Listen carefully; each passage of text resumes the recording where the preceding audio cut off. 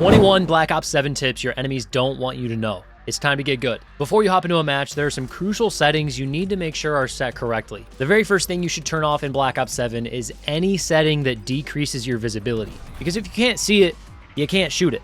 Make sure the blur settings are turned off, depth of field is turned off, and both camera movement settings are set to least. You might also want to consider setting your FOV to something between 100 and 110, because this isn't Warzone. You don't need to crank your FOV slider all the way to 120. Next are some crucial movement settings. First, make sure your sprint setting is on tactical sprint assist and that the delay is set to 0. You'll also want to make sure slide maintain sprint is on as well. This will allow you to move as fast as you want without any delays. Speaking of delays, make sure your slide and dive behavior is set to either slide only or hybrid.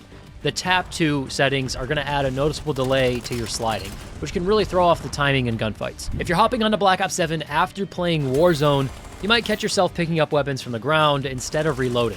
That's because in Warzone, most people recommend using Prioritize Interact so you can loot. But in Black Ops 7, the only time you're really pressing that button is to reload. So make sure you set your Reload Interact behavior setting to Prioritize Reload instead of Prioritize Interact. The last bit of crucial settings you'll want to check immediately are your HUD settings. For whatever reason, Black Ops 7 defaulted my minimap colors to black for enemies, which makes it a lot harder to see them. I set my enemies to red, self to green, and team to blue or pink. Then I also made sure to crank up the saturation and brightness so that it really stands out. If you want your minimap to stand out even more, consider making it larger via the HUD settings and bringing the HUD bounds in. This will help you see what's on the minimap faster and easier, especially if you play on a TV or a big monitor. I also recommend changing your center dot to something more noticeable here as well. This makes it stand out on your screen and can help remind you to focus on your centering when moving around the map. Now let's get into some tips to help you aim better and win more gunfights. First, if you want to play at your best, you owe it to yourself to hit a quick warm-up.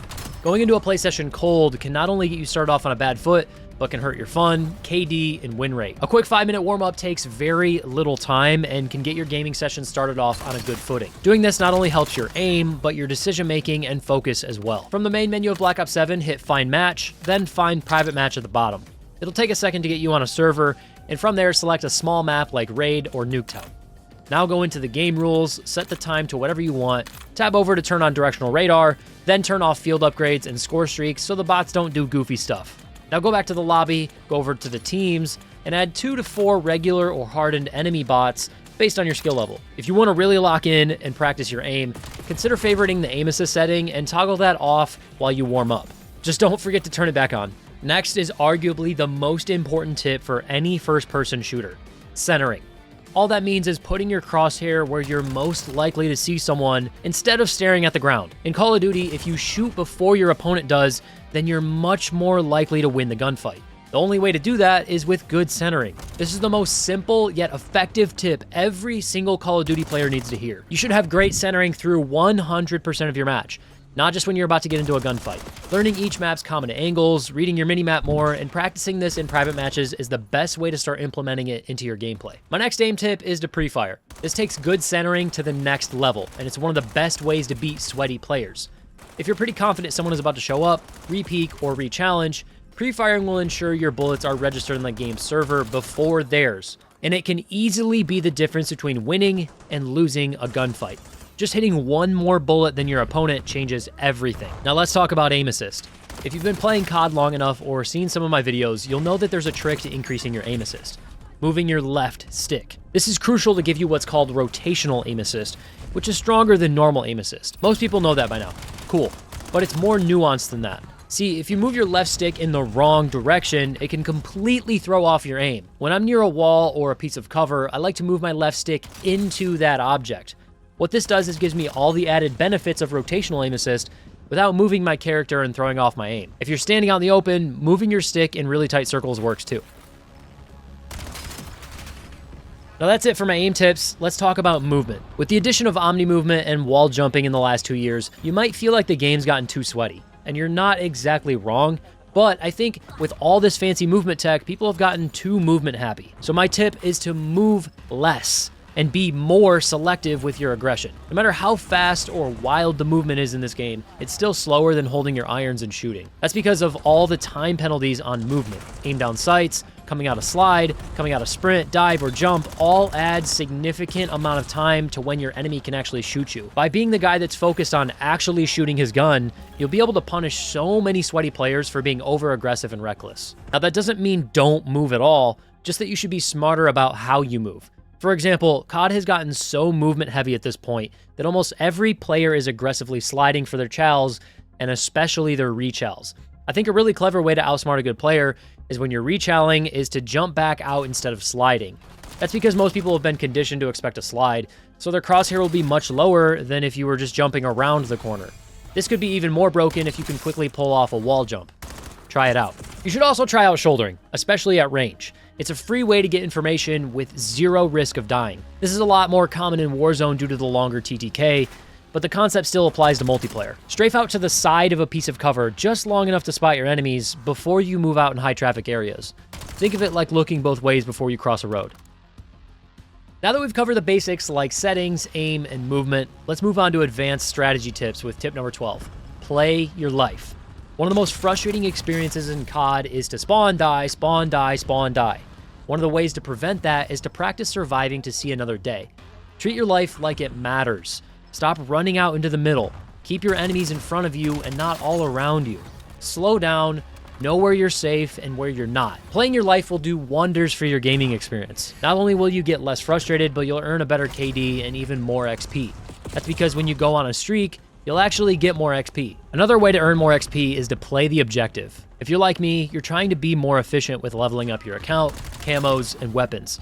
By playing the objective, defending points, collecting tags, you'll not only earn more XP, but win more games, which can also give you more medals and XP. Tip number 14, break the cycle.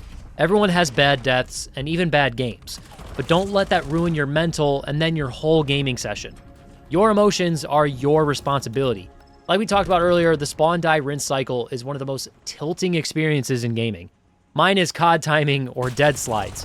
A lot of the times, the best way to break that cycle is to change pace. Whether it's something small like pushing a different route, holding a head glitch, slowing down 10%, or something big like changing your weapon, mode, or even backing out, a lot of times these things are just enough to get you out of that spawn, die, rinse cycle that we all know and love. If you're trying to break the cycle, one of the best ways to do that is on a head glitch. Or even better, tip number 15, stair glitching. Stair glitching is when you peek just enough above the top of stairs to shoot your gun, but not so much that you're sticking out. This is a really big advantage in COD for two reasons. One, unlike Battlefield, your bullets technically come from your sight and not your barrel. So even though you wouldn't be able to shoot like this in real life, you can in COD. It also makes you almost impossible to kill, because while you can see basically everything from above the stairs, they may only see the top half of your head while they're shooting at you. Now, playing stairs is great, but how about doing that everywhere you go? Tip number 16 is to play very tight to your cover everywhere you go. Understanding how your character is being seen by the enemy is a skill. If your goal is to die less and get more kills, you need to make yourself a harder target than your enemy is. Instead of sprinting around the map, try moving from piece of cover to piece of cover to piece of cover like you're playing chess. The less time you spend out in the open and the more time you spend on a good piece of cover with your gun aimed, the more likely you are to survive and get more kills. My next tip is to never re-peek the same spot. Slowly strafing out from that same wall that same enemy just saw you peek from is just asking to die. This goes back to understanding how you're being seen by the enemy. If you're continuously popping up from angles they don't expect, you're always going to throw off their aim and give yourself first shots. This next tip might be the most important. Prioritize information. I don't know about you, but I don't like to play COD blind. Getting shot in the back or an enemy challenging an angle I didn't expect is more frustrating than not having cool kill streaks or an extra gun with overkill. Information and what you do with it is a skill that's just as important as your aim and movement. For me, that means choosing scout pulse, UAV, and counter UAV over kill streaks that go boom, or a perk like Vigilance that gives me a wider minimap over a perk like Fast Hands. Even pinpoint grenades that you can throw on common angles to get free wall hacks. A free way to get information is with tip 19, checking your minimap for where your team isn't. It's common sense when you think about it. If you don't hear gunshots, that means your teammates aren't near enemies. And if you look at places where your teammates aren't on your map, That's often a really easy way to find where enemies are. If your entire team is in the enemy's old spawn, that might mean that the enemy team spawn is now behind you, and you can catch a few free kills while the enemy team spawns out. The next tip is about the information you give up to other teams. If you run a combination of the red and blue perks, you'll get the hybrid combat specialty, Scout. This can help keep you off the enemy minimap even if you aren't running a suppressor. By getting a bullet kill, you basically get the perks of Ghost or a suppressor for the next 5 seconds, and it even chains with each kill. Speaking of chaining kills, one of the best tips to implement into your gameplay is to always expect another enemy. Where there's one, there's almost always more, and being ready for that or even pre-firing can be the difference between spawn die and spawn win. Thanks for watching. For more Call of Duty tips, consider subscribing.